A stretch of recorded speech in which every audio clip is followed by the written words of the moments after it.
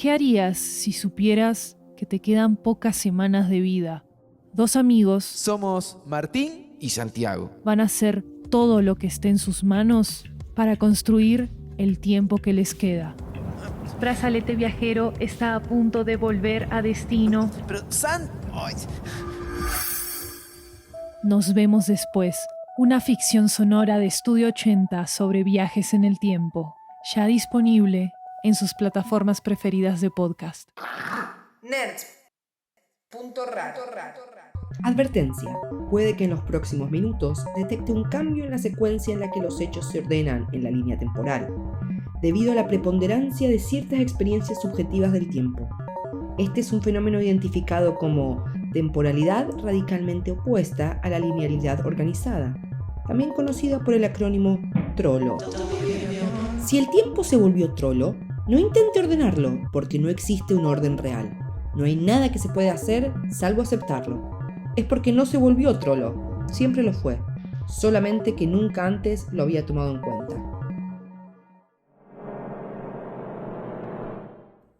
Año 2008.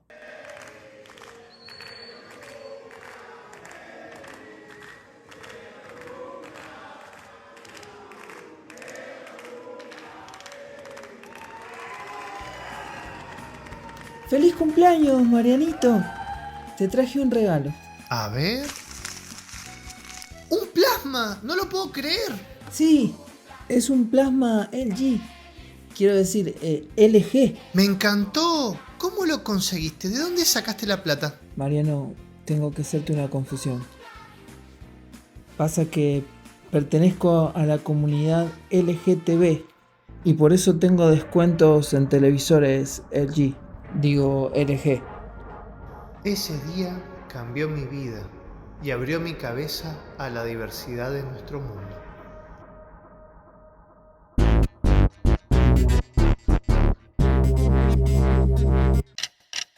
La guía falopa del espacio-tiempo.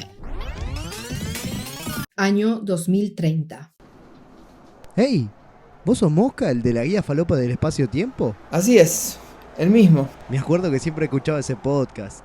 Mi episodio favorito era ese de los negros y los trolos que viajaban en el tiempo. Felicitaciones, estaba muy bueno. Muchas gracias. Año 2023. Bueno, yo les cuento que yo soy profesor y estoy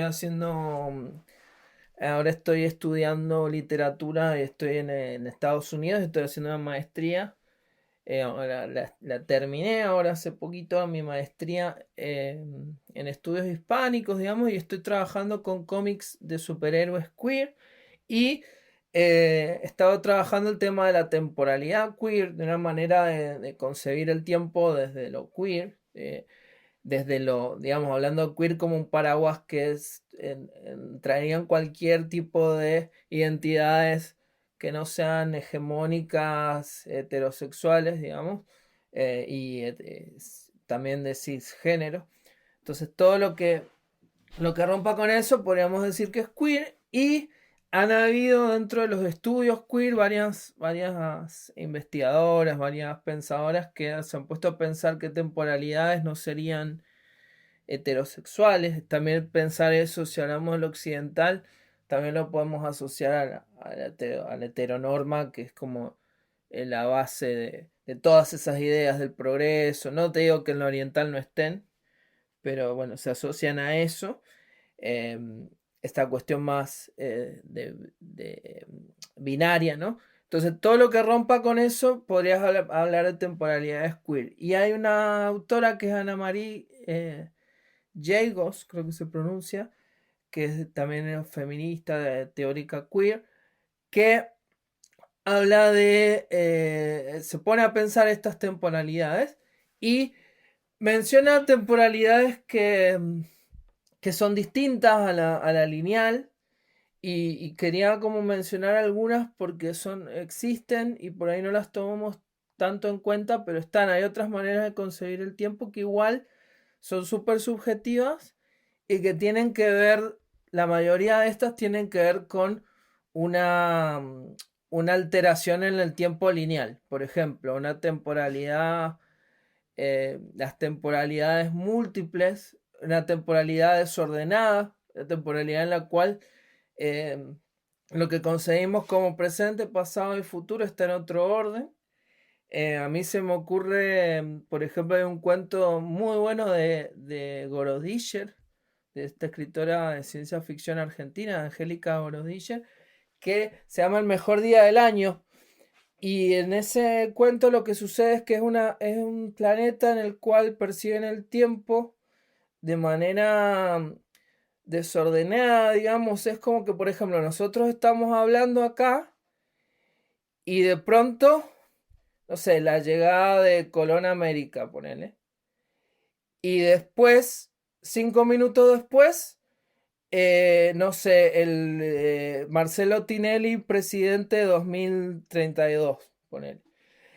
Todas las cosas, ellos viven sabiendo que el tiempo es así. O sea, que lo van a experimentar de esa manera desordenada, digamos, pero es parte de su naturaleza experimentar el tiempo de esa forma, digamos. Y ese concepto es increíble. Yo no lo he visto en otras historias y creo que es muy bueno. Es de Trafalgar, creo. Trafalgar. En el libro Trafalgar está ese cuento que lo recomiendo muchísimo porque está... Sí, todo el libro de Trafalgar es hermoso. Sí, es un libro, bueno, cuentos de ciencia ficción con muy buenas ideas. Bueno, una de esas es esto, lo no lineal, lo simultáneo también en cierta forma, las temporalidades que medio que se consiguen como un todo. O sea, ya sabes que va a pasar todo esto y va a pasar en este orden. Che, me está costando mucho escribir este guión sobre viajes en el tiempo y disidencias para el podcast. Estuve toda la tarde revisando este libro de chistes de Yayo, pero siento que no encontré buen material. No te preocupes, ya le vamos a encontrar la manera. Me acuerdo que esta no es la primera vez que hacemos un contenido sobre ese tema. Cuando teníamos un programa de radio que se llamaba Los Nerds heredarán la Tierra, una vez tuvimos un invitado que nos habló sobre ese tema. Me acuerdo de algunas cosas. Año 2018. Ahora vamos a entrevistar a Sebastián Goiburu, que es estudiante de filosofía e investiga las maneras en que las narrativas de viajes en el tiempo canalizan el modo en el que las sociedades se relacionan con su historia. En particular con una historia traumática, con un pasado traumático, ¿no? Forma parte de la organización del Frikiroquio, el lugar favorito de los nerds en el mundo, al que fuimos el año pasado y estuvimos muy felices de asistir. Y dice que le cae mejor Baltar que Roslin y que siempre juega bardos. Bien, ya con esa presentación no hay mucho que decir. Estamos en nuestra salsa. Bueno, contaros un poco, nosotros, un poco la idea, el año pasado cuando estuvimos en el Frikiloquio, tuvimos la oportunidad de escuchar tu ponencia sobre personajes de grupos subalternos en viajes en el tiempo. Entonces, si nos pudieses comentar un poquito de eso, estaría bueno. Ah, bien, buenísimo.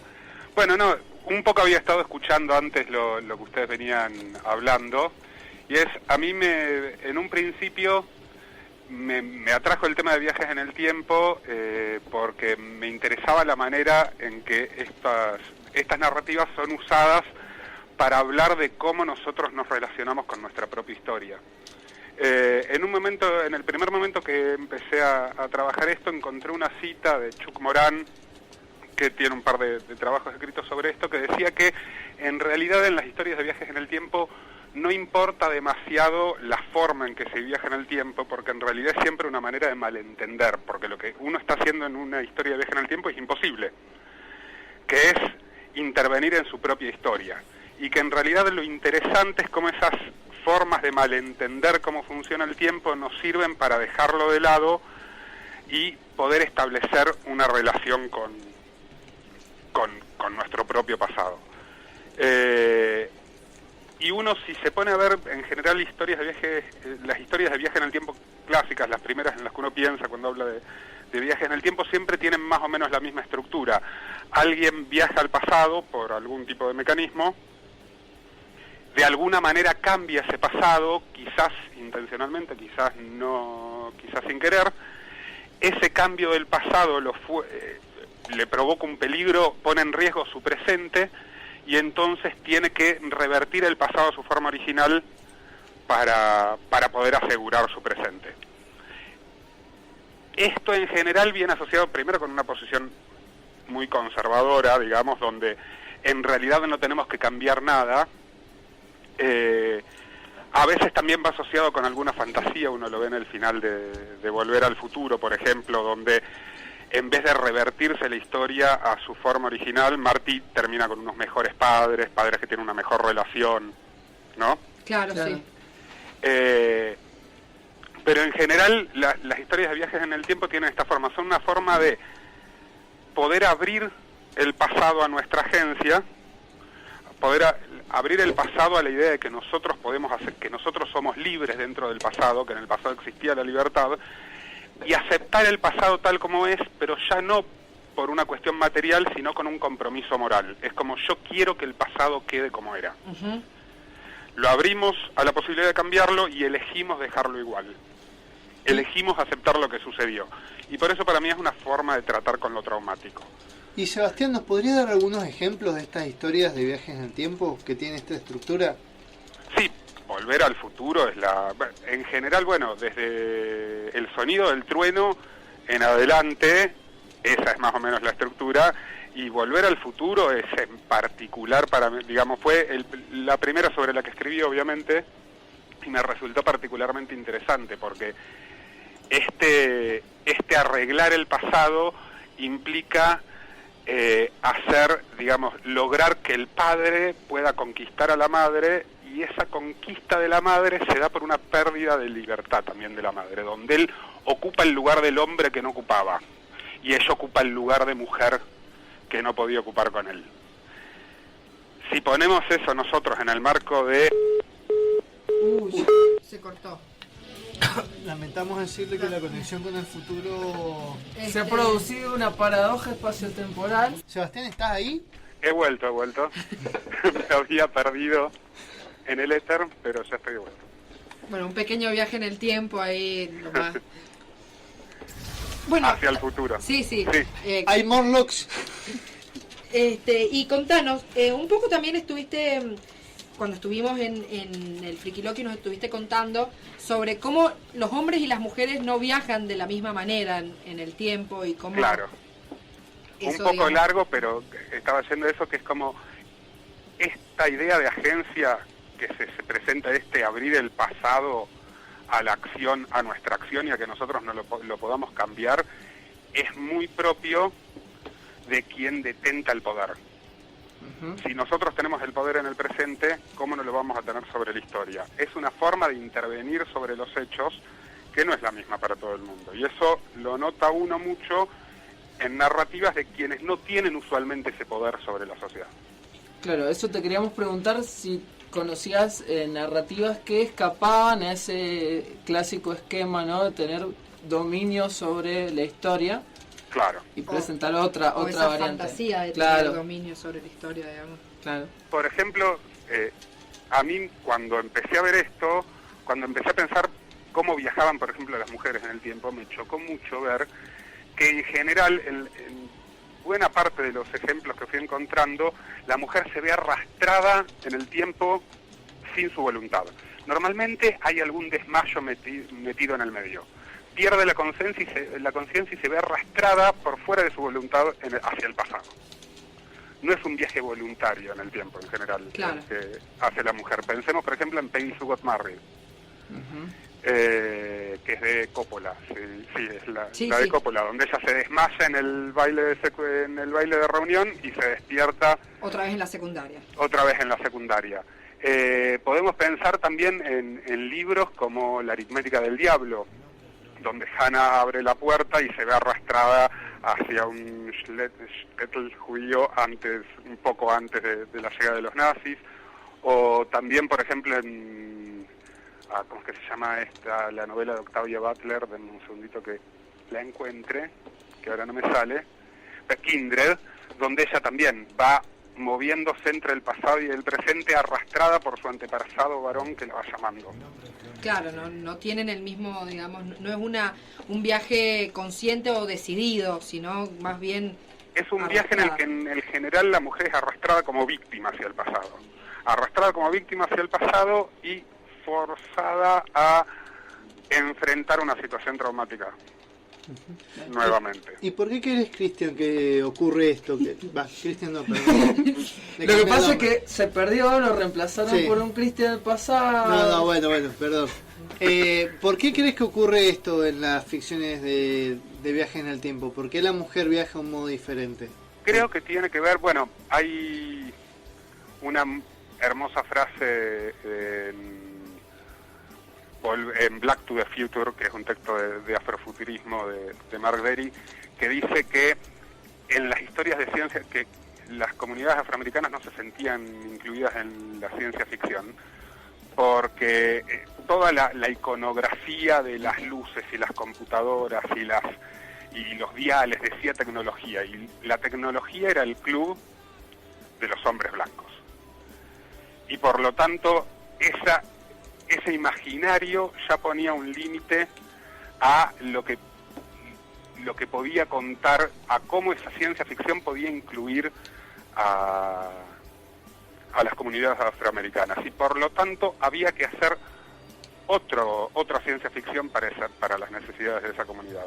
Yo creo que tiene que ver un poco con esto. En primer lugar, en algunos casos tiene que ver con historias sobre mujeres escritas por hombres, como por ejemplo Peggy Sue Martin, donde es una historia que es protagonizada por una mujer que viaja en el tiempo, pero no es escrita por mujeres, no es producida por mujeres, no es dirigida por mujeres.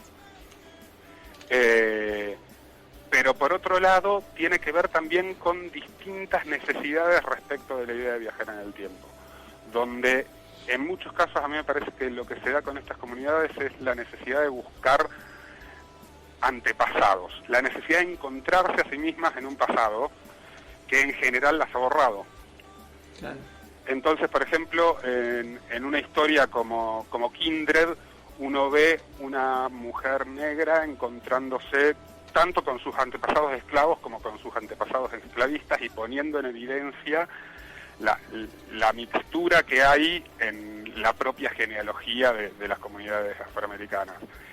Lo ve uno mucho también eso de la necesidad de búsqueda de antepasados de manera un poco bizarra. Por ejemplo, un gran ejemplo es ustedes estaban citando la película Predestination. Claro, sí, sí. Es bastante bizarro, digamos, en ese sentido. Donde sin decir nada para no spoilear, la cuestión de los propios antepasados se pone en crisis de manera bastante fuerte. Claro. Que por lo pronto yo los he escuchado decir y personalmente me parece que es mucho mejor leer el cuento a ver la película. Sí, por supuesto, y si no lo han leído hasta ahora, no sé qué están esperando, porque lo hemos mencionado 300 veces. Además, siempre es como un doble placer primero leer el cuento y después ver la película, porque si lo sabes no lo disfrutás tanto, pero... Sí, sobre más todo allá de que la película es pura narración, digamos, y hay todo el tiempo una voz en off contando toda la historia, lo cual es un poco molesto. Claro, verdad. Es un poco difícil por ahí de entender, si no sé. Pero la única excepción que se me ocurre y en esto me parece que tiene sentido, la única historia distinta protagonizada por una mujer de viaje en el tiempo que pude encontrar y que se me viene ahora a la mente es Doomsday Book de Connie Willis, donde sí se trata de una científica que viaja voluntariamente al pasado y viaja a un pasado, ella siendo mujer, viaja a un pasado donde todas las protagonistas son mujeres y donde ella se ve, como no puede ser de otra manera porque viaja a la Edad Media, donde no se iba a mezclar tampoco tanto una mujer con los hombres de la época, pero donde ella se ve inserta fuertemente en una comunidad de mujeres. Y no por casualidad es una novela escrita por Connie Willis, que es una gran escritora de ciencia ficción mujer. Claro, sí. No sé, chicos, si tienen alguna otra pregunta que le quieran hacer. Bueno, sí, bueno, nada, te agradecemos muchísimo, nos estás abriendo muchísimo el panorama con respecto a los viajes en el tiempo. Cuando anunciamos esta entrevista hubieron muchos comentarios así clásico nerdo, como hubo un negro que viajó en el tiempo en la serie de... empezaron a tirar, pero también es interesante remarcar que el modo en el que también un personaje viaja, o sea, cómo se relaciona esto con esto de la vida traumática, de enfrentarse con ese pasado, reinterpretarlo y demás. O no enfrentarse, que por ejemplo, en Claro. Timeless, uno de los protagonistas que viaja en el tiempo es negro, y una de las primeras cosas que dice es: no hay ningún momento en el que yo pueda viajar en la historia en el que yo vaya a estar cómodo. Claro. Y eso es un gran límite para que haya personajes negros que viajen en el tiempo, porque ¿cómo hace uno que continúe una narrativa con un personaje que obviamente tiene grandes dificultades para moverse en ese mundo? En Timeless lo solucionan nombrándolo, pero después olvidándolo. Claro. Y inmediatamente el color del personaje deja de ser un asunto. Y deja de ser un asunto en momentos en los que sería un asunto. Por ejemplo, en el Álamo, él participa de la batalla del Álamo, y nadie, que es una batalla que hicieron esclavistas norteamericanos, Claro, sí. esclavistas para formar parte de los estados del sur norteamericanos que permitían el esclavismo, y él ayuda a los esclavistas, y en ningún momento lo menciona. Claro, porque él ahí como que se encuentra un poco entre su cuestión de que es negro, pero a su vez, un poco si la serie es norteamericana, obviamente va a tener que tirar para ese lado, es un poco complicado. Claro, es como que se emblanquiza el personaje. Claro, en realidad narrativamente lo intentan borrar y esperan que se olviden todos como el escritor lo ha dejado de tomar en cuenta. Se nombra para que se disculpe, se explicita para que se disculpe y después se olvida. Bien, No se tematiza. claro. Claro, porque si no todo el capítulo habría tenido que girar sobre eso, digamos, porque por ahí... O por lo menos debería haber sido moralmente mucho más conflictivo. Claro. Sí, se podría haber explotado más entonces. ¿Pensás que pueda llegar a cambiar el modo en el que se narren los viajes en el tiempo, digamos, a partir de ahora o con el tiempo? ¿Se pueden haber nuevas narrativas que escapen por ahí a esta dicotomía que vos planteás, que vos presentás, de el hombre blanco, digamos, que quiere reconciliarse con su pasado y demás? Me atrevo a decir esto cuando estaba hoy buscando, ustedes me dijeron que me iban a llamar para tener esta charla, entonces me puse a buscar un poco de qué cosas nuevas podía haber. Encontré una serie que solo vi el primer capítulo hace un rato, pero me gustó mucho. Así que no les puedo decir más que eso, que se llama Time Wasters, una serie inglesa donde, por ejemplo, es un cuarteto de jazz actual de chicos negros ingleses que de repente se ven transportados por un ascensor a el Londres de 1926 y empiezan a ser músicos de jazz en el Londres de 1926 porque se quedan atrapados, y está fuertemente tematizada la cuestión de son personas negras que viajaron en una época que es activamente racista. Claro. Y siguen sin viajar con una máquina, o sea, siguen siendo víctimas del viaje temporal. No son exactamente víctimas, se quedan atrapados, pero viajan voluntariamente. Buenísimo. Solo uno de los personajes le parece molestar la situación. Es una comedia. Creo que la comedia en ese sentido es más consciente de estas limitaciones que el drama, si se quiere. Porque también, si uno piensa en Making History, por ejemplo, que es otra serie norteamericana donde uno de los protagonistas es negro y donde también está bastante más tematizada la cuestión de su raza, la cuestión de que es incómodo viajar. Todos los primeros capítulos, digamos, en los 2 primeros capítulos creo, él tiene que fingir ser esclavo del otro. Está mucho más aceptado y se está mucho más dispuesto a hacer frente a los conflictos que provoca. Claro. Digamos, la idea del viaje en el tiempo, sobre todo para las comunidades subalternas, puede ser una idea muy poderosa. Claro. Puede ser un mecanismo narrativo interesante para poder hacer frente con cosas no habladas y cosas no dichas respecto de nuestra propia historia. Bien, bueno, te agradecemos muchísimo entonces, Sebastián, y esperamos que haya nuevas narrativas de viaje en el tiempo que puedan, digamos, darle el papel a los subalternos, que, digamos, no sé si decir que les corresponde, pero por lo menos un papel distinto al que vienen teniendo. Muchísimas gracias. Y hay que buscar porque a ver ahí, y suelen ser, y con todos esos límites, que ni siquiera son límites, nos dicen todo eso acerca de nosotros mismos. Bien, muchísimas gracias. Y bueno, esperamos poder por ahí charlar más en otro momento. Realmente siempre quedan, te lo dije hoy cuando te llamamos, que te dije que quizás te terminábamos llamando después del programa de manijas nomás. Año 2023. Bueno, estamos acá con Lorna, periodista digital, también integrante de Héroe, siempre habla de cine, de series en sus redes sociales. ¿Cómo andás, Lorna? ¿Todo bien? Todo bien, un gusto estar acá, es mi primera vez, oh my gosh. ¿Cómo están ustedes? ¿Qué ondis? Muy bien, la verdad estamos muy contentos de tenerte acá para hablar sobre los viajes LGTB en el tiempo, así que es un gusto. Nosotros tenemos un problema para hablar de estas cosas, por eso a veces nos trabamos, porque somos bastante cis heteronormados, pero somos como muy gay friendly, entonces como de pronto nos surge hablar de este tema, pero nada, viste que uno no sabe si hacer chistes ni nada, porque además, entonces por eso es como que si nos notás un poquito trabados es por ese lado. Pero contanos entonces, vos venías a hablarnos de Legends of Tomorrow. Así es, según lo que me dijeron ustedes, a mí me dicen vengan y yo vengo, ya saben. Primero, descartemos, los chistes están permitidos, chicos. Por supuesto que se pueden. Yo estoy en posición de mujer bisexual para hablar de esto. Sí, por supuesto. Y si no, ya me tiré el entitled. Lo lamento por quien no lo quiera.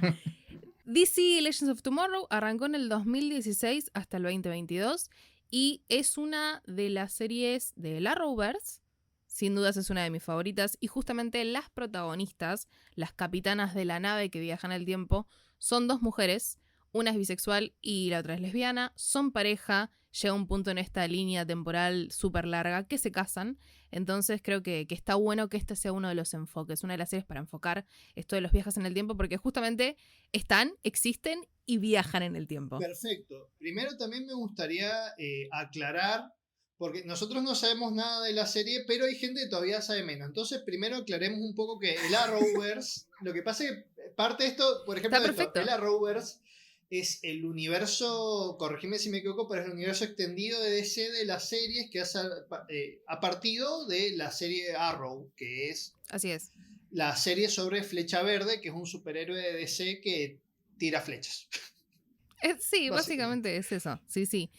Lo atractivo de esta serie es que toma a los personajes secundarios de todo el Arrowverse, tipo los outcasts, los que nadie quiere rescatar, y dice, ustedes, chiquititos, ustedes van a ser estas leyendas del mañana y se van a encargar de viajar en el tiempo, que de esto va la serie.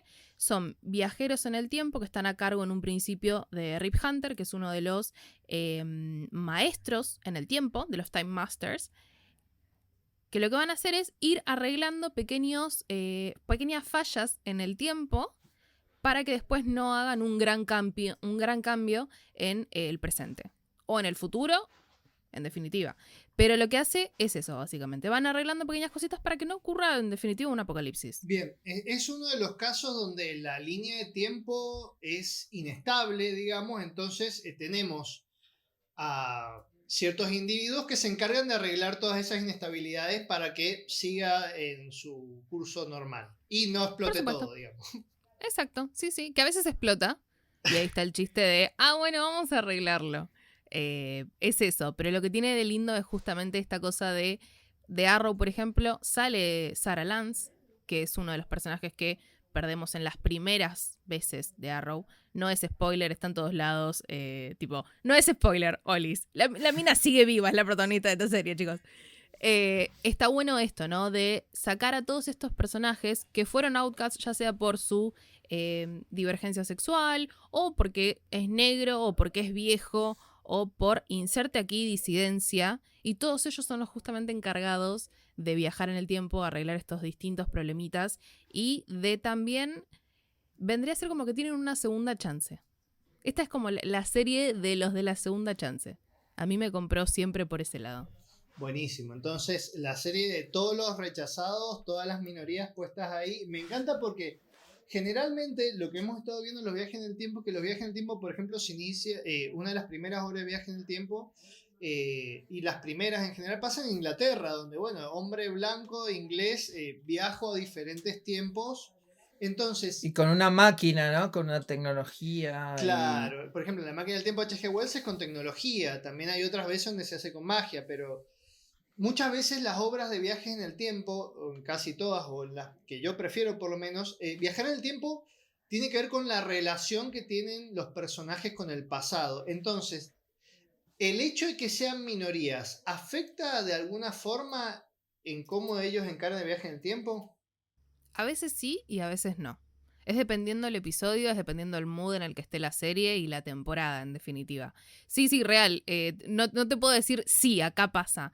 Hay episodios en los que por ahí han viajado a momentos históricos, no sé, Londres victoriano, la época de los piratas, en los que efectivamente iba a ser complicado para distintas minorías. Y lo que hacen, sí, me copa en definitiva la solución que le dan a esto, que es, bueno, mira, es peligroso que vos salgas en este momento. Quédate en la nave, rey.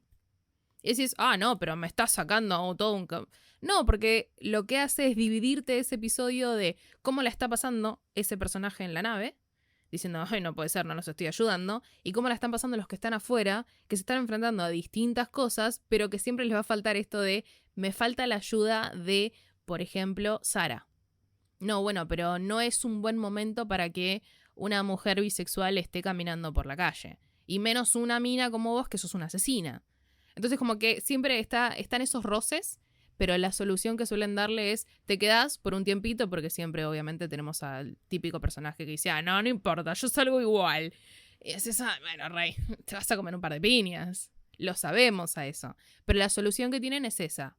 En cuanto saben que hay un punto en el tiempo en el que van a tener que enfrentarse a determinadas cosas, deciden, vos no formás parte del equipo o formás parte del equipo desde la parte de adentro, ¿no? De la parte más técnica.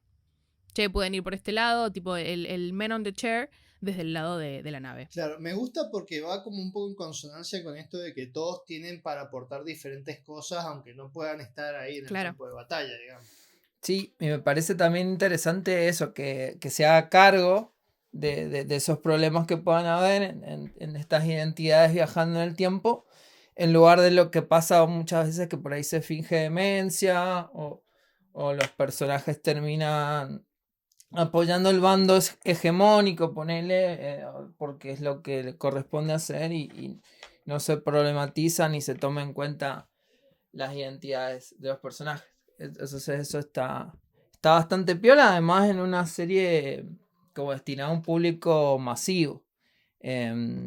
No es una... ¿Superhéroes? Sí, de superhéroes. Sí. Lo más mainstream del momento, digamos. Así que exacto. Está bastante bueno porque es partir desde lo mainstream y enfocarlo de otra forma. Ustedes hacían mención del hombre blanco británico y la realidad es que esta serie parte de eso, porque justamente el que los va coleccionando, el que los va reclutando, que en realidad los va coleccionando, es Rip Hunter. Y Rip Hunter tiene en cierta forma casi el papel de Doctor Who, casi el papel del Doctor. Aparece un chabón con un saco muy largo diciendo, vos me vas a acompañar al futuro o al pasado en mi nave que viaja en el tiempo. Entonces como que es un hombre blanco británico, porque de hecho es Rory en Doctor Who. Entonces como que también toma un poquito de eso, pero la realidad es que parte del hombre blanco británico que dice que va a viajar en el tiempo. Eso no lo sacan totalmente. Claro. Como que si vamos a respetar, vamos a respetarlo. Está. Claro, es como, bueno, vamos a hacer algo diferente, pero un poquito la base sigue ahí. Sí. Está. Después obviamente se van abriendo los caminos, van sumando a los distintos personajes y va pasándose también este título de capitán entre ellos hasta que llega a las temporada 3, 4, 5 hasta las 7, porque son 7 temporadas, de que las capitanas, aparte de esto, ¿no? De que sea un co-capitán. Son 2 mujeres a cargo y las 2 están en una posición igual. Es muy interesante porque, bueno, también toca el tema de las jerarquías y todo eso. Se nota que hay como un abordaje concienzudo sobre el tema. Y quería saber otra cosa. Vos comentaste que, por ejemplo, no sé, si viajan a una época en la que la esclavitud de las personas de color existía, por ejemplo, el morocho se queda en la nave. Pero yo lo que quería saber era también si existía una reflexión a partir de esto. Porque bueno, por un lado está bueno esto de dejarlo en la nave, porque hagámonos cargo de que en esta época no está bueno que salgas. Pero también quería saber si había como una retroalimentación con respecto a, bueno, nada, por ejemplo, esto, una mujer bisexual, de pronto está en una época donde eso está mal visto y capaz que, bueno, no se le va a notar en la cara, digamos, pero ella puede llegar a ver momentos o actitudes de la gente y si había como una retroalimentación con esto, digo, por ejemplo, eso, analizando un pasado y reflexionando a partir de eso. Sí, es algo constante, es algo que se toca constantemente en la serie.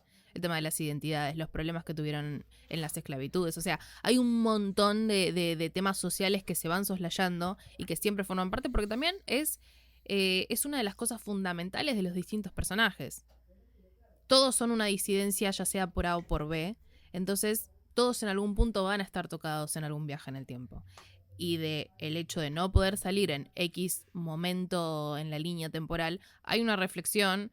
Y también hay una especie de apreciación por lo que tienen en su presente con todas las cosas que se pueden ir cambiando. Pero por lo menos te dicen, bueno, yo por ahora, por lo menos, puedo estar caminando. Y es algo que mi tatara abuelo, X ancestro, no podía hacer. ¿Cómo podemos hacer para solucionarlo? ¿Cómo podemos hacer para mejorarlo? Siempre está eso. Es muy wholesome y muy consciente de sí misma la serie. De hecho, es una de las pocas que se atrevió mismo a burlarse del propio Arrowverse en varios episodios. Genial. Y de fingir demencia cuando lo necesitaba, por supuesto. ¿Qué críticas tenés para el Arrow? ¿Qué críticas tiene el Arrowverse en general? Muchas. Hay todo lo que es esto de la conciencia emocional, ¿no? El cuidar al otro emocionalmente es algo que no suele estar en el Arrowverse. Es algo que pasó muy finito con justo Sarah y Oliver Queen, y acá se lo tira un montón de veces. Se toca el duelo en varias escenas, en varios momentos de la serie, por eso es muy consciente de sí misma, y cuando tiene que hacerle crítica al propio producto, se hace. De hecho, cuando fue la última serie en renovarse, y salieron los actores de las otras series a decir, no puedo creer que esto siga estando, y yo que soy Flash, no. Es como... Alguien supo manejar mejor las cosas que vos. ¿Qué decirte, Rey? Sí. He visto que por eso también la serie tiene un seguimiento de culto más grande, incluso con gente muy fiel que la sigue, que por ahí no pasa con algunas de las otras series de la Arrowverse. Así que evidentemente tiene algo especial. Sí, es esto, creo que es esto de también darle la chance a los otros personajes que no sabes cuántas veces las podés ver. No sé a ustedes, a mí me pasa de estar viendo X serie y decir, uy, me cae re bien el que está sentado en la fila de atrás. Ojalá veamos más de ese. Sí. Y nunca más lo ves. Sí, mal. Sí, a mí generalmente los personajes con los que me suelo identificar son esos personajes más que con los principales, los mismos de siempre que bueno, mucha gente, y hemos visto en internet toda la furia que hay cada vez que aparecen personajes no hegemónicos en alguna ficción. Y para mucha gente quizás que te saquen ese personaje clásico te hace enojar, te molesta, pero generalmente siempre suelo apreciar y suelen ser mis favoritas las historias que tienen otro tipo de personajes con los cuales por ahí estamos más cerca en general, por lo menos yo, pero generalmente, o sea, nadie es Tony Stark o esos personajes. Estamos más cerca de las disidencias o de gente que por ahí... Aparte no es que son personajes que no se conocen tal vez, o sea, está el Dr. Martin Stein, está la mismísima, como decía, Sarah Lance, o sea, no es que son personajes X de DC. Después sí, obvio, tenés un montón de personajes X que también le dieron un poco de visibilidad acá.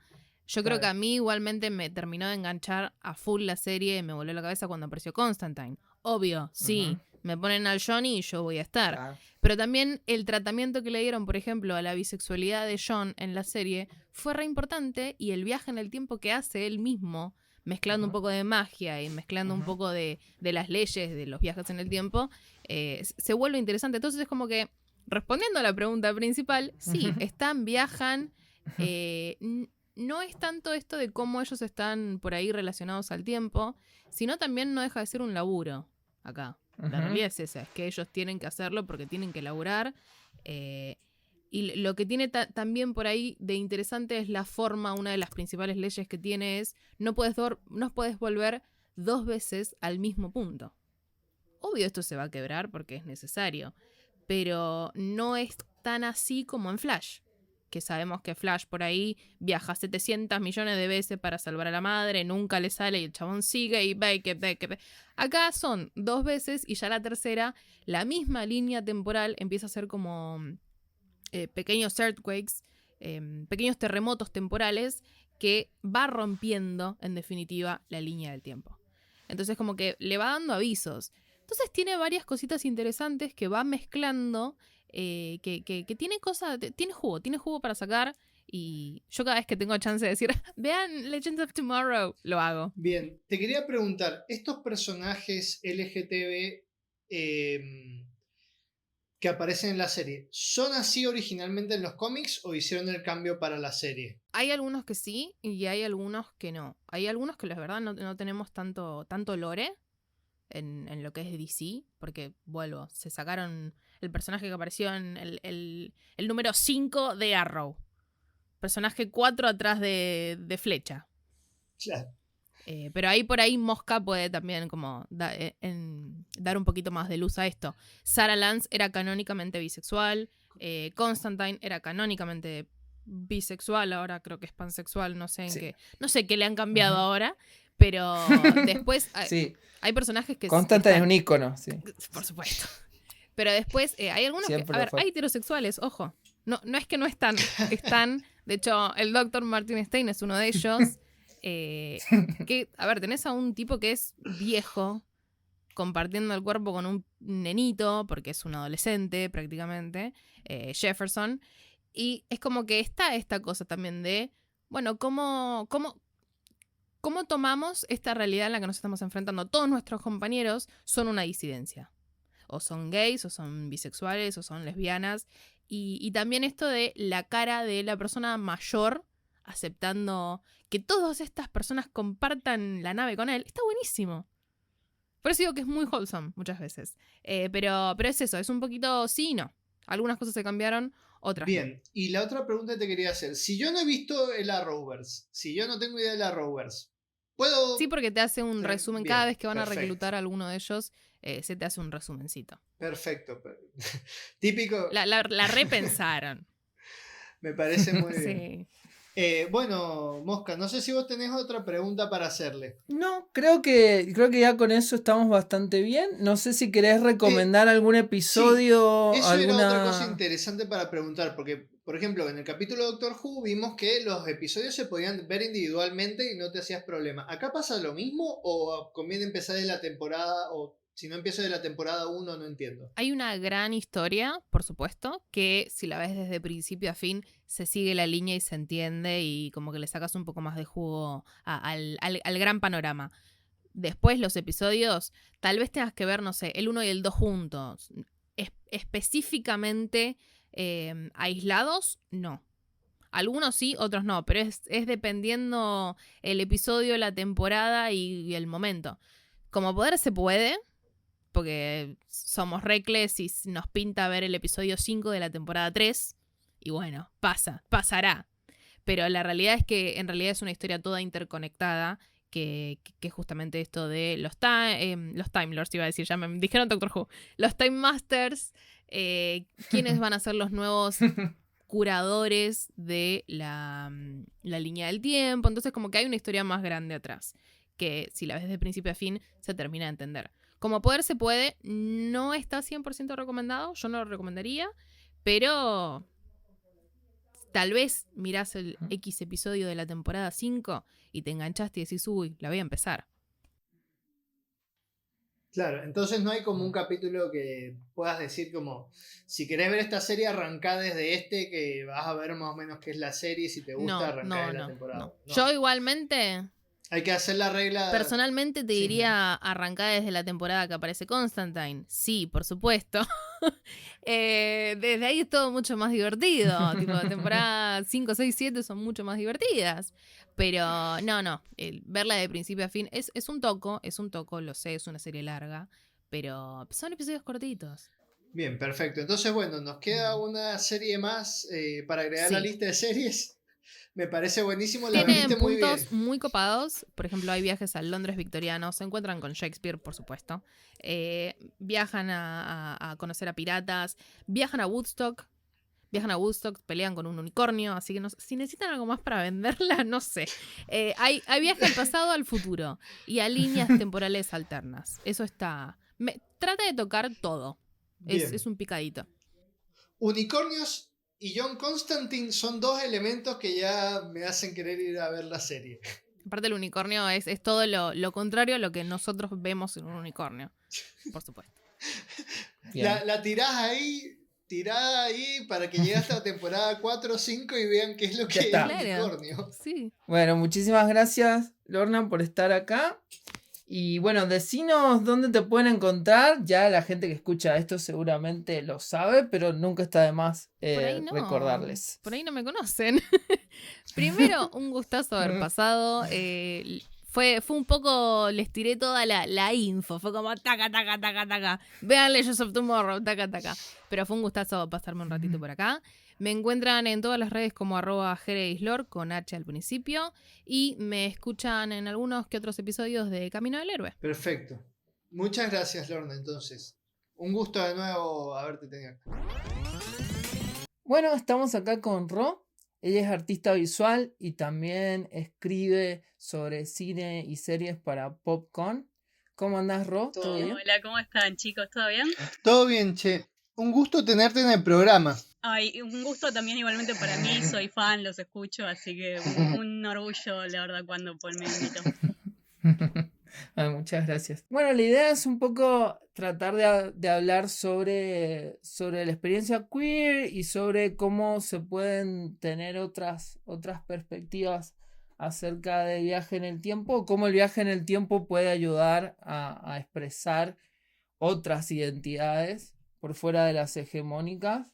Y bueno, no sé por dónde te parece que empecemos a hablar de esto. Bueno, creo que si hablamos de la experiencia queer alrededor del tiempo, hay algo que la atraviesa directamente, que la experiencia queer de por sí es un poco anacrónica y asincrónica, ¿no? Porque la pubertad para una niñez, por ejemplo, trans, puede ser un momento nada de terror, algo que esperar, algo que viene, que te persigue, como también puede ser algo que se vive dos veces, porque bueno, la hormonización o el cambio, la transición de género, darte un beso con una persona hetero no es lo mismo a después darte un beso con alguien del género, digamos, que vos deseás.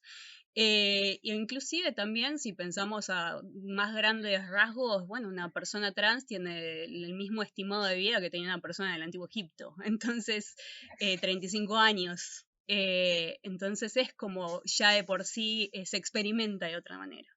Ahora, si pensamos en lo que es los viajes en el tiempo y cómo fueron representados dentro de la cultura pop, específicamente dentro del audiovisual, hay algo que nos llamaba la atención, es que no encontrábamos muchos ejemplos, más allá de, bueno, de Doctor Who, que bueno, que la amamos porque bueno, ya de siempre, desde hace décadas, 60 años, y ya hace muchas décadas que viene tocando el tema de las disidencias. Pero después cuando nos remitimos a Hollywood y demás, a mí particularmente lo primero que me vino a la cabeza fue Predestination de los hermanos Spears, que es una película que bueno, va a entrar algo de spoiler acá, pero bueno, se divide en 3 capítulos de 3 experiencias muy distintas. Sí, vamos a tomar como que bueno, Predestination, All You Zombies, que es el cuento que sirve como base para la película. Ya hemos hablado mucho de esas obras acá en el podcast, así que vamos a... Hemos hablado, pero al mismo tiempo no hemos hablado porque no hemos querido hacer spoiler. Es como que siempre vemos, y es casi imposible hablar de esa obra sin hacer spoilers. No, vamos a considerar que ya en algún momento lo leyeron porque lo venimos hablando de hace rato, y si no, pongan pausa, léanlo. Creo que es segunda o tercera vez que lo decimos. Ya, chicos, ya está en la currícula a esta altura del partido, habría que haberse visto mínimamente. Sí, yo el otro día se lo contaba a una amiga y era tipo, hermana, perdón, te voy a spoilear un montón, si no, no te la puedo vender. Básicamente, Predestination es la madre de la paradoja de género, es el huevo, la gallina y el gallo, básicamente. La película, bueno, se divide para mí en 3 capítulos, que uno es la experiencia de Jane, de nuestra protagonista Jane, una chica huérfana que se distingue mucho de sus compañeras, no se siente identificada, cuando se tiene que ir a las manos se va a las manos, tiene como actitudes muy distintas de aquellas chicas de los años 50, 60 estamos hablando. Y que bueno, y que ella quiere, su sueño es ir al espacio y se termina metiendo en un programa espacial y básicamente lo que va cubriendo durante su capítulo para mí son los 3 roles que se le imponen a la mujer en la época, que uno es la prostitución, porque a ella le dicen, bueno, puedes ir al espacio, pero básicamente para ser la mujer para cumplir las necesidades que tienen los muchachos, y después te vas a casar, por supuesto, porque son chicos de bien. Después, bueno, cumplir el rol del ama de casa, que ya en un momento muy breve te cuentan que trabajaba eso para pagarse los estudios. Y después que, bueno, cumplir el rol, nada, bueno, ya al final de madre. Cuando por fin es madre, ahí es como que cambia la cosa, porque bueno, tiene una cesárea, todo bárbaro, hasta que un médico le dice, mirá, bueno, pasaron cosas, tuvimos que sacarte todo tu aparato reproductivo femenino, pero sorpresa, tenés un aparato reproductivo masculino, no sé si te contaron. Bienvenida a la masculinidad. Y ahí empezaría el segundo capítulo a grandes rasgos, que es la vida de John. Bueno, es una transición forzada que implica un montón también de una perspectiva negativa. Vos cuando lo conoces a John, la verdad es un tipo bastante jodido, medio amargado. Bueno, el comienzo de la película es básicamente la perspectiva de John hablando con el personaje con el que está Ethan Hawke. Y bueno, y contándole cómo él se hace de esa perspectiva femenina que tuvo para escribir ahora historias para mujeres. Y dentro de todo, bueno, es medio langa, tuvo éxito con las minas, qué sé yo, le está yendo bien, no se queja, pero es bastante amargadito. Y Ethan Hawke que básicamente, bueno, le pide una historia y que le cuenta, bueno, a mí todo bárbaro, hasta que me embarazó un tipo, que yo estaba mega enamorada, pasó esto, bueno, transición de género, la. Y Ethan Hawke que en un momento le dice, mirá, bueno, ¿qué pasa si yo te doy la posibilidad de encarar a este tipo? Y ese famoso tipo que le cagó la vida, bueno, es ella mismo, básicamente. Claro, es como, vas a confrontarte con él y de pronto esa confrontación es como, al final eras él. Eras la única persona que te dio cariño, es la persona de la que te enamoraste y que sabía todo lo que querías. ¿Por qué? Porque eras vos misma. Y bueno, el loop es más complejo, no vamos a entrar en spoilers de absolutamente todo. Pero bueno, llegando al final hay otra capa más en donde entre los viajes temporales y demás hay el personaje de Ethan Hawke busca a otro personaje más que es este terrorista que ha puesto bombas en Nueva York y bueno, y es como su obsesión. Y ahí viene el spoiler grande, que bueno, básicamente Ethan Hawke no solamente es John y es Jane, sino que es también este terrorista por el cual está obsesionado. Claro, que eso se lo agregan en la película para hacerlo como más interesante, porque en realidad el loop en el libro se acaba con esto de, bueno, entonces vos eras este tipo que te habías enamorado y también sos tu hija. Exactamente. Todos los personajes básicamente son ese mismo personaje. Pero a mí lo que me pasa particularmente es que si bien el terrorista lo nombran, creo, en algún momento en el cuento, pero nunca ni siquiera te tiran la onda de que puede ser ella misma. Bueno, nada, los directores como que quisieron darle esta vuelta de tuerca. A mí personalmente me parece que es la parte más floja de la película y se nota que ya soltaron lo que están adaptando y se dieron un poco más de libertades. Y me parece que además es floja en el sentido de que cae en un estereotipo del que Hollywood, ya con el que Hollywood viene cargando desde los años 20, 30, que es esto de la potencialidad del personaje LGBT o queer como villanesco, como perverso, como malvado. Hay un video muy bueno de Quetzal, se llama el youtuber, que el canal se llama Ovejas Eléctricas, creo que se sigue llamando así. Es muy bueno, hace un recorrido sobre la representación LGTB en el cine y te cuenta todo esto de cómo los villanos eran codificados. No te decían que eran homosexuales, pero eran codificados como homosexuales. Tal cual. Es que en los años 30 hubo una ley justamente para cubrir todo lo que es la representación sexual, sobre todo, y entre lo sexual, entre el género, entraba todo en la misma bolsa, que era el código Hays, que básicamente prohibía que todo lo queer fuera representado en el cine. Entonces, al no poder representarlo, bueno, entra la codificación. Y ahí tenés Hitchcock con Psycho, con Strangers in a Train, con Rope, tenés Instintos Básicos, tenés The Hunger, tenés los villanos de Disney. La cantidad de villanos de Disney. Úrsula está directamente basada en la artista drag Divine.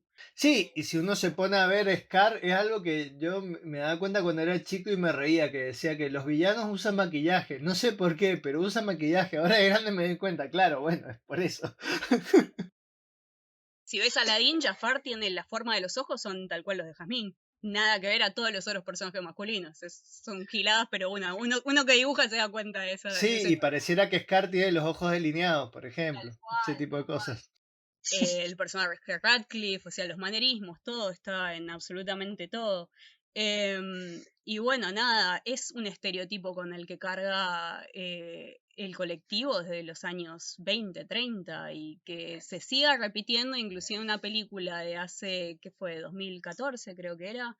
Y es fuerte que lo sigamos discutiendo y que se siga repitiendo y a mi parecer también eso tiene algo que ver con, bueno, cuando las historias no son contadas digamos, de la perspectiva propia. Yo los muchachos estos, la verdad, no los conozco personalmente, pero sé que por lo menos uno está casado en un matrimonio heterosexual y bueno, y infiero que no tienen perspectiva queer o que si lo vieron, no lo vieron teniendo en cuenta algo tan básico me resulta fuerte.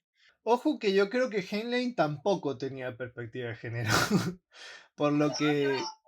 Probablemente, pero bueno, de última es un cuento, es algo, digamos, mucho, y además teniendo en cuenta la época, bueno, te lo puedo comprender. Sí, por ahí lo que pasaba con estos autores es que si bien, o sea, no tenían una perspectiva de género, estoy muy seguro de todos estos autores de la edad de oro de la ciencia ficción, como Asimov y demás, que resultaban ser muy machistas, pero lo que pasaba es que por ahí no había quizás, como no estaba asociado a ninguna lucha identitaria, por ahí desde una cuestión puramente del pensamiento científico, de la exploración, de las hipótesis y demás, por ahí los tocaban a los temas y no necesariamente los tocaban mal, porque lo planteaban como una posibilidad. Sí, igual el caso este de All You Zombies es bastante interesante porque a partir de la ciencia ficción pasa que surge esta idea del cyborg,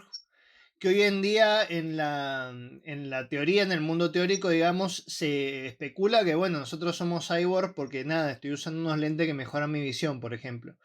Pero ¿cuál es la parte importante? Que a partir de la tecnología está esta idea de que podemos modificar el cuerpo.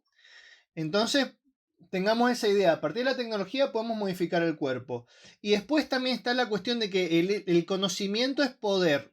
Y es algo que habíamos charlado en otro programa con respecto a si el viaje en el tiempo es o no un acto de poder sobre los del pasado. Entonces acá pasan varias cosas. Por un lado, el personaje cuando pasa a ser masculino, pasa a ser un varón heterosexual y por lo tanto pasa a ser, desde la teoría queer, sería el que codifica qué es lo que le corresponde a cada género. ¿Cuál es el papel que le corresponde a cada género y cuál es el papel de cada género? Y es muy interesante porque de alguna manera, cuando Jane pasa a ser hombre, se vuelve un hombre heterosexual y termina decidiendo sobre su pasado, sobre su ser pasado femenino, y la lleva a pasar por un montón de situaciones traumáticas. O sea, él tiene el poder en ese momento del conocimiento, de la tecnología para decidir sobre su cuerpo, y el cuerpo, ni siquiera sobre su cuerpo, sobre el cuerpo de su yo pasado, y termina decidiendo que pase por un montón de situaciones desagradables y que incluso por una transición de género involuntaria. Entonces es re interesante porque pasa de ser un oprimido a un opresor por el simple hecho de cambiar de género. Incluso hay todo esto parte de una partecita muy pequeña, que es que cuando él como hombre se encuentra con su yo femenino, dice: no me pude contener a seducirme.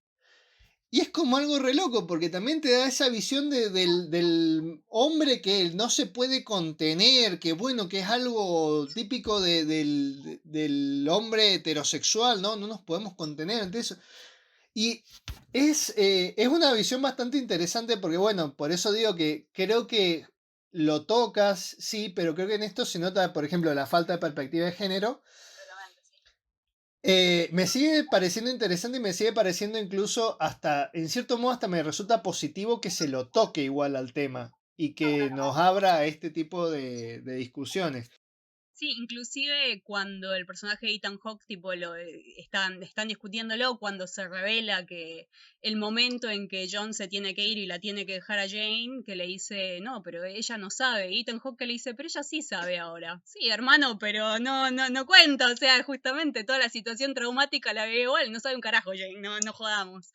Y es como también hay un poco una perversidad también en plantearlo así, que no es necesariamente buscada, pero está esa perversidad y está esa violencia de la que vos hablas completamente. Pero además de eso nos ibas a hablar de, no sé si quieren hablar algo más sobre esta obra o pasamos a la siguiente, porque tengo entendido que nos ibas a hablar de también otra obra bastante conocida. Paper Girls, que yo particularmente vi solamente la adaptación de Amazon Prime. Sabía que había justamente una relación queer. Es una serie con 4 chicas que viajan al pasado, y en cada uno de estos viajes, bueno, se van conectando con su yo mismas de distintas épocas. Paul, tengo entendido que vos leíste el cómic. Sí, yo leí el cómic, es de Brian K. Vaughan. Si escuchan teclas, no es que lo está buscando, es que el ruido de los engranajes de su cabeza funcionando. Claro, es la memoria. La memoria Cliff Chang. Es de Brian K. Vaughan, en el guión, que también es el autor de, por ejemplo, Saga, por ejemplo, Why the Last Man, que son como cómics bastante famosos.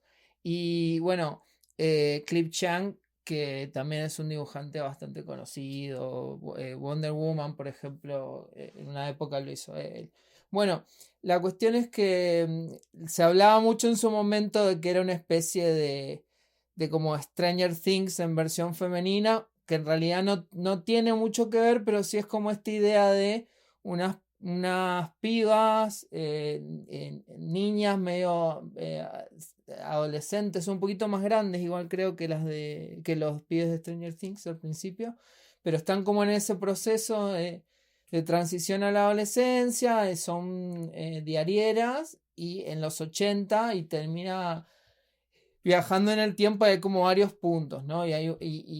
Los 80 es como el principal, es un 80 más tardío, más creo, más fines, y también hay en los 90, los 2000, y se van conociendo con sus diferentes versiones de ellas mismas. Y creo que lo que tiene interesante el viaje en el tiempo en esa historia, o la idea, no sé si en la serie se mantiene igual, pero en el cómic era esto de poder hablar con vos mismo, de poder contrastarte vos con tus versiones de otros tiempos, que no se suele explorar tanto en la ficción. O sea, me acuerdo que el gran ejemplo de esto es, por ejemplo, la película de Dexter, que pasa eso, pero es como, bueno, estamos todos como en la misma, hay como una cosa de equipo con vos mismo. Pero acá no, acá es como que las pibas entran en conflicto con lo que se terminan convirtiendo y tienen que comulgar con eso. Y bueno, en el medio de esto está el tema de la sexualidad de dos de las chicas. Sí, tal cual. Yo, bueno, de vuelta, sabiendo muy tocando de oído del cómic, haber visto la serie, es tal cual lo más rico son estos encuentros, son estas dinámicas que son tan distintas entre sí, de las pibas y sus futuros yo, en las distintas épocas también que se van encontrando distintas etapas de vida aparte. Pero en la que se enfoca la serie particularmente es en una de las chicas que es viene de una familia bastante tradicionalista, de plata, y como muy estructurada, y que la piba también tiene una visión de su futuro también mega estructurado, tipo, no sé, que iba a ser abogada, algo así, y se encuentra en una fiesta, la de fin de 1999, fin del milenio. Se encuentra a sí misma que su versión mayor se escabulle a su pieza y de golpe se ve chapando con una mina. Con una mina con la que ella acababa de hablar y era tipo, mira, bueno, mi futuro novia, bárbaro. Y nada, hay como de golpe hablame de choque cultural o bueno, de choque temporal. Es fuerte y ves que durante un par de capítulos como la piba esto lo está laburando y eventualmente hay, creo, una de las escenas más emotivas de la temporada entera, si bien el tema de la identidad queer se toca muy periféricamente. Nada, esta piba va al cine y se encuentra de vuelta con la novia de su yo adulto. Y hablan también en código, porque le dice, bueno, no, me pasó esto de darme cuenta, de que cómo te das cuenta si sos cinéfila, cómo te das cuenta si te gusta mucho el cine. Y la piba se aviva, bueno, si tenés que encontrar una película que te guste mucho, y vas a ser muy feliz, muy plena, y ves cómo le va cayendo la ficha con esa alegoría, en cierta forma, que es una de las escenas más lindas de esta única temporada, porque tengo entendido que la cancelaron, me parece.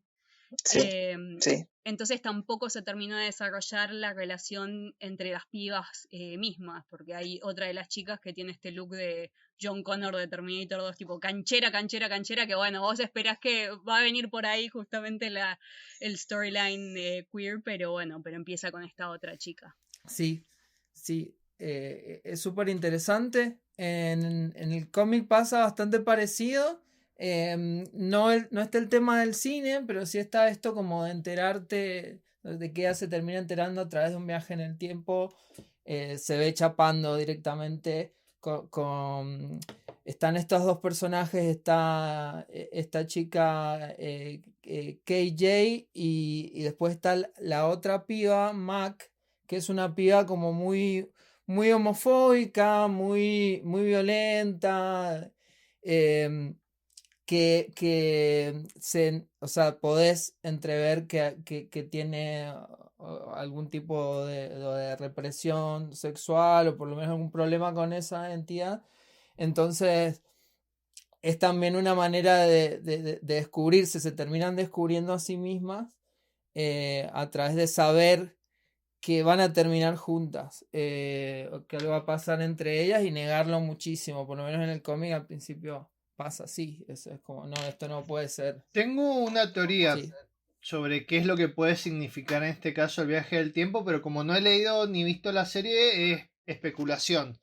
¿Será que ese momento es el momento, son jóvenes, me dijeron, ese momento puede ser ese momento de confrontación en el que uno de pronto crece o le pasa algo que es como, espérate, me voy a convertir en esto porque soy así y no hay forma de negarlo? Me parece que puede venir por ese lado, ¿no? Pasa, creo, además con distintas temáticas, porque tenés cuestiones de, es el crecer de golpe al darte cuenta de que es una perspectiva mucho más la situación que estás enfrentando puede estar leída de una perspectiva mucho más amplia de la que vos tenías. Desde, por ejemplo, la relación con los padres. Bueno, en el caso de la piba, también hay algo como muy literal de ver una situación como una relación homosexual desde otra época. de una lectura de una época donde ya también es un tema ya aceptado. Entonces encontrar, en este caso es directamente con la misma piba con la que ella chapa en el futuro, encontrar la perspectiva de un par, y encontrar un par que te dice, che, pero está bien. Creo que también hay algo muy del encontrar el par de la comunidad queer, que es eso, de buscar el abrazo, de buscar el, bueno, no sos anormal, no es algo justamente, bueno, como lo que decía Paul, de esta chica Mac, que por el contrario está siempre como bombardeada de violencia y de situaciones jodidas, que termina teniendo una experiencia completamente violenta y racista y homofóbica, como vos marcabas. Bueno, ¿qué pasa cuando te rodeas de otra gente que es como vos y que te reafirma que no está mal? Es interesante porque en muchas de las ficciones de viaje en el tiempo que hemos analizado está este conflicto con el pasado y con las épocas. Porque es como para el personaje queer me da la impresión de que encarar el pasado y el pasado de la humanidad es como algo problemático, porque suele haber como esta barrera de, bueno, no estaba bueno, no estaba bien visto. Y es un poco lo que se habla en la teoría de la temporalidad queer cuando hablamos de la crononormatividad, es hablar de justamente, bueno, una bajada hegemónica de, bueno, el tiempo lo naturalizamos de tal manera como, por ejemplo, los mandatos. Vos a tal edad empezás a salir con alguien, a tal edad te compras la casa, a tal edad te casás, a tal edad, bueno, tus hijos. Después, la perspectiva heterosis siempre estaba atado un poco a esto de la reproductibilidad. De bueno, en algún momento te vas a reproducir, vas a tener tu legado. Hoy día eso ya puede ser discutible porque los mandatos no lo vivimos de la misma manera, porque ya sea por una cuestión política o por el capitalismo, no querés tener hijos, no podés tener hijos, no te podés comprar la casa. No se vive de la misma manera, pero y hoy día también una persona queer puede tener también hijos, puede llegar a aspirar a trabajos a los que antes no podías aspirar. Entonces, bueno, se corre un poco de la teoría más dura que hay sobre la temporalidad queer. Hoy, desde un punto de vista contemporáneo, quizás no funciona de la misma manera. Pero Totalmente. sí, pero hay algo un poco de eso cuando hablamos de, históricamente también, ¿cuántas figuras queer históricas conocemos que hoy día es discutible porque tenés un Leonardo da Vinci, Shakespeare, una Florence Nightingale? Si vamos a algo más cercano para nosotros, María Elena Walsh. ¿Cuánta gente sabe hoy día que María Elena Walsh era lesbiana? No tenía idea. Bueno, ahí tenés. María Elena Walsh. No solamente es un ícono para aquellos que conocemos eso de ella, sino que también tiene un laburo mega picante en las canciones que escribía para adultos, no desde un lugar erótico, sino que la mina te picanteaba desde, bueno, que los tipos, que esto y lo otro, tiene canciones con una perspectiva. Sí, cuando te pones a analizar las canciones de María Elena Walsh, vos decís, yo te pones a ver algunas veces los años en los que lo publicó, vos decís como, no lo puedo creer que no se hayan dado cuenta. No, bueno, y les recomiendo eso a mil que busquen las canciones que escribía para adultos porque es una locura. Ah, vos decís la de adultos, yo estaba hablando de las de niños, mirá vos. Su trabajo en general, pero además si no conocen las de adultos, tengo una amiga que hace un par de semanas se metió en ese viaje y no lo podía creer. Es maravilloso. Que estamos hablando off record de otro caso de una película de viajes en el tiempo que estuvo involucrada en un problema que involucraba a la comunidad queer. Y estamos hablando del terriblemente mentado beso de Lightyear. Llegamos tarde como un montón de tiempo al meollo, pero también está un poco esta cuestión. Bueno, ¿qué opinas, Rocío, sobre este problema que hubo de este 15 segundos de beso?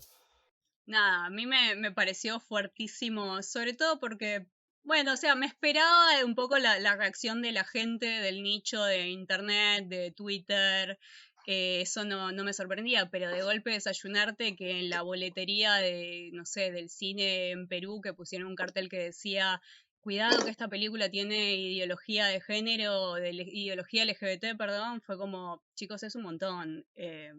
Tipo, es un beso, el chico no te va a salir ya para ir al desfile del orgullo, y si lo hace, qué problema, ¿no?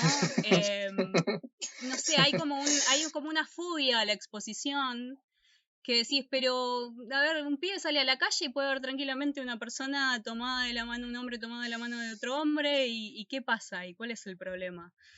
Que simplemente, o sea, ver un beso arme semejante escándalo, nada, te genera una lectura muy fuerte también de lo que está sucediendo y cómo, digamos, la gente heterosis se lleva con el tema. Particularmente porque además es una película que vos decís, bueno, si entramos en el juego de lo que es la representación y lo que jode de la representación, te dicen, bueno, no, que tiene que seguir varias reglas, que tiene que ser orgánico, que tiene que tener que ver con la trama, que no sé, un poco más te piden el DNI y un examen de orina para poder tener representación. Y la película cumplía con básicamente muchas de las cosas que se piden hoy día, porque tenía que ver con la trama, es una herramienta para marcar justamente el paso del tiempo, porque ahí en la historia vos tenía una misión que, bueno, que cada vez que resultaba fallida, cuando volvía a su planeta habían pasado años. Y una herramienta para mostrar el paso de los años es que él iba a hablar con su mejor amiga y se encontraba que estaba en distintas etapas de vida cada vez que se volvían a ver. Primero que se había conocido con una persona, después se había casado, después tenía hijos, y en un momento la amiga lo lleva a la casa, le abre la puerta a su esposa y se dan un beso como cualquier pareja.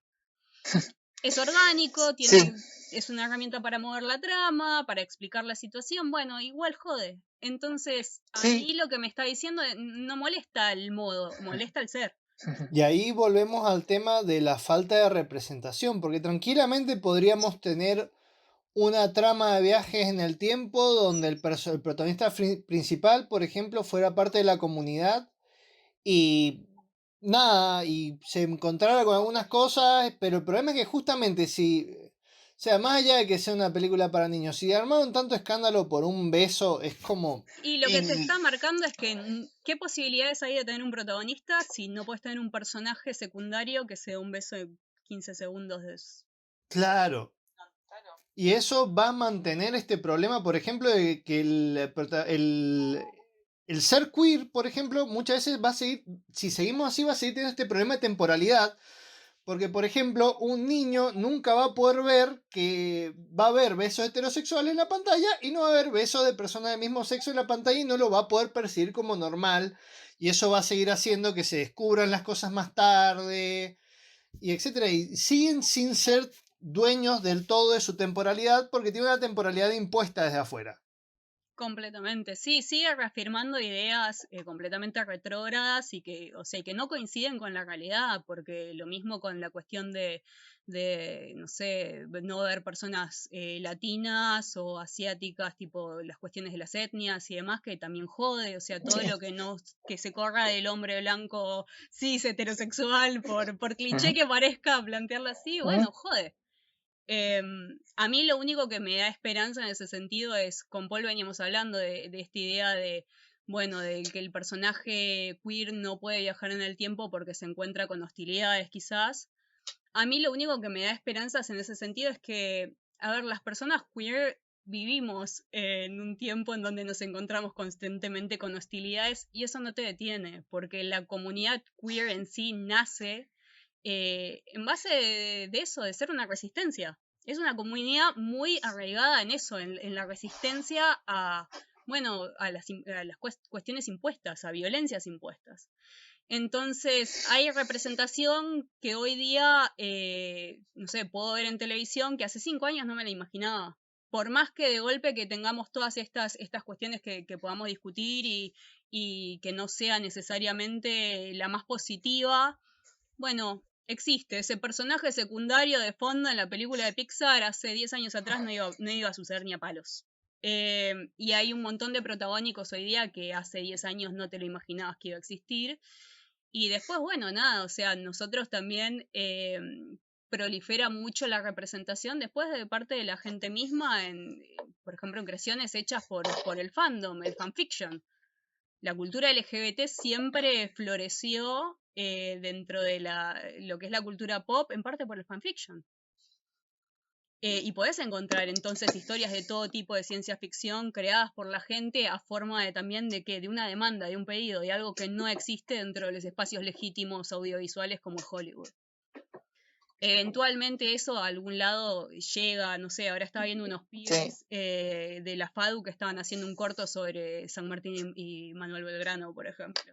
Ahí tomándose un subte, tomaditos de la mano, y a mí me parece bellísimo. Es hermoso, sí lo vi, es espectacular. Y bueno, no sé si necesariamente eso va a llegar a una peli del Inca, pero bueno, pero van saliendo, hay nuevos productores, hay nuevos artistas, hay nuevos espacios, y a mí particularmente como artista visual me pasa eso, de que no estaría en un espacio legítimo, pero nosotros creamos nuestros espacios, como persona, como artista y también como persona queer. Y mi esperanza está en eso. Sí, totalmente. Cuando nosotros empezamos con esto, o sea, en algún momento hace ya como 10 años entrevistamos a Sebastián Goiburu de la UBA, que tenía como esta tesis de que no se viajaba en el tiempo, y él, la hemos mencionado, es como el eje central de todo esto.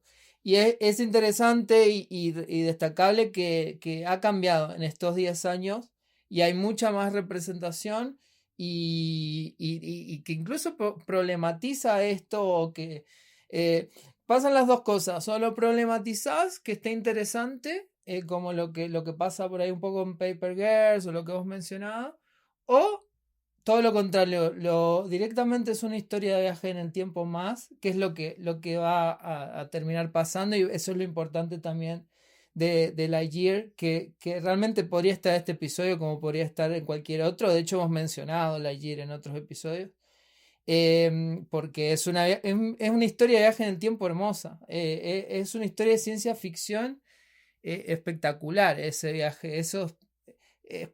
Yo siempre hablo que es muy parecido a Up, el comienzo de Up, es como un cortito en sí mismo, toda esa historia.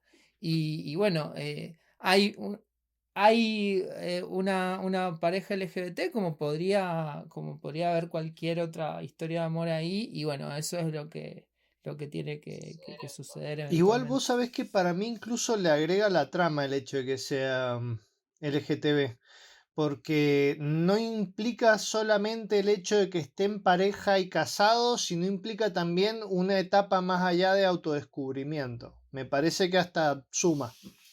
Pero... Sí, totalmente. Y como dice Paul, es eso de historias donde se naturalizan también, o sea, parejas de todo tipo, es tal cual a lo que se apunta. Muchas veces, cuando no es el tema central, digamos, de la historia, bueno, es un poco las historias que más enriquecen, a mi parecer. Es decir, bueno, a esto se apunta, que este personaje podría ser de cualquier género, cualquier sexualidad, y no se problematiza eso. Sí, totalmente. Bien, entonces de nuevo te agradecemos un montón por haber venido al programa y por haber venido a charlarnos sobre todos estos temas y darnos tu perspectiva. No, por favor, gracias a ustedes, de verdad, yo soy fan del programa, así que cuando la invitación para mí significó un montón, les soy sincera. Genial, es también un honor para nosotros. Siempre tratamos de buscar a la persona exacta para cada uno de los episodios, y perfecta, y bueno, vos sos perfecta para este, así que gracias. No, 1.000.000 de gracias, de verdad, a ustedes.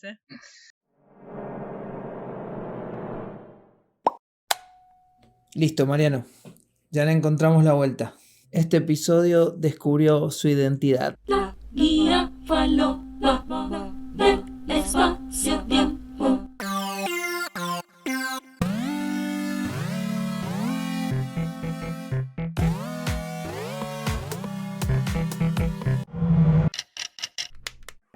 La guía falopa del espacio-tiempo es una producción de Nerds.ral.